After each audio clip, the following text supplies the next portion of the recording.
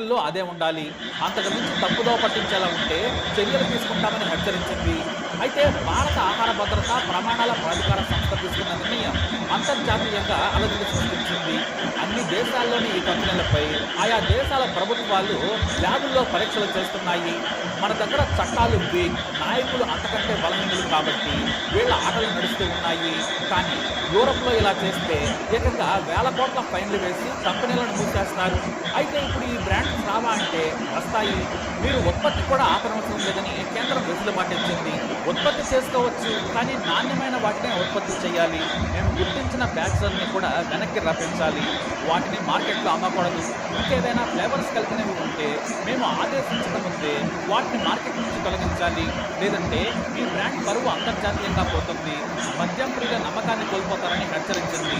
నిబంధనలు సరిదిద్దుకొని వ్యాపారం చేసుకోవచ్చని తేల్చి చెప్పింది. అయితే మద్యం